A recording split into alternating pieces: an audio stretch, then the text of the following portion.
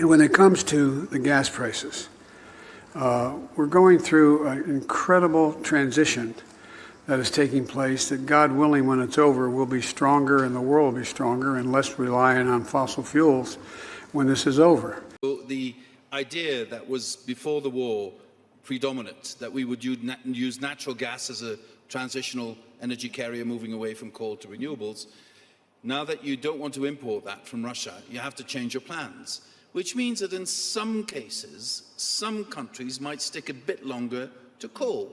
But if you then can speed up the introduction of renewables exponentially, then in terms of emissions, you might still come out better. But of course, I'd love to exit out of coal faster and not do this. But the modeling we need to do is based on that. Okay, you use coal a bit longer, but if we go faster on renewables, then in terms of our emissions, we could still be on the positive side. We need to accept that there will be some pain in the process. The pace that we need will open up for missteps. It will open up for shortages on energy. It will create inflationary pressures, and maybe we need to start talking about that pain is actually worth it, because if we don't, there's no business case, there's no economy, there's no welfare. But so far, I think we have been a little bit careful actually talking about the pain in the short term that is likely to come from this very important change. Yeah. And I think we didn't talk about yet, there are two ways on central bank digital currencies. One is the wholesale piece. So basically our interactions as a commercial bank with the central bank.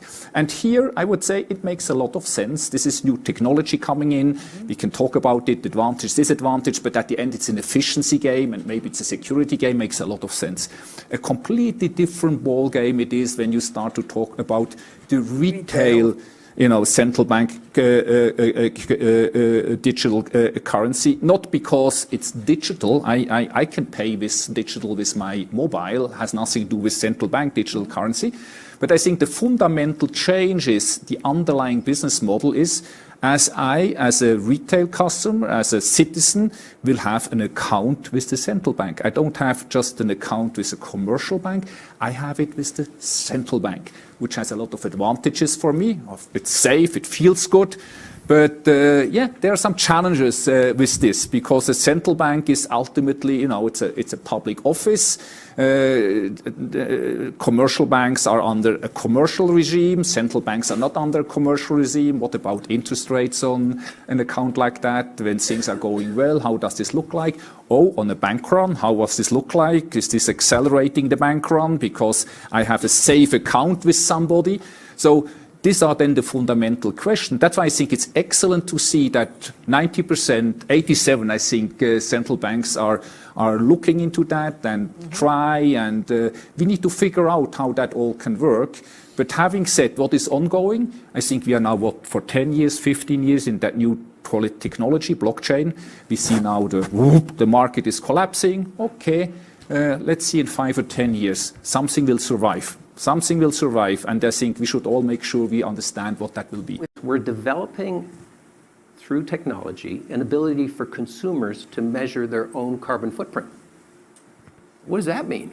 That's, where are they traveling? How are they traveling? What are they eating? What are they consuming on the platform?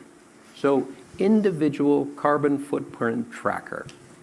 Stay tuned, we don't have it operational yet, but this is something that we're working on. Let's also be clear. The future is not just happening. The future is built by us, by a powerful community as you here in this room.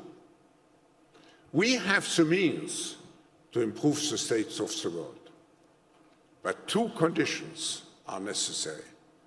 The first one is that we act all as stakeholders of larger communities, that we serve not our only self-interests, but we serve the community.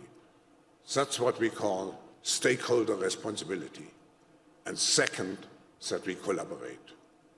And this is the reason why you find many opportunities here during the meeting to engage into very action and impact-oriented initiatives to make progress related to specific issues on the global agenda.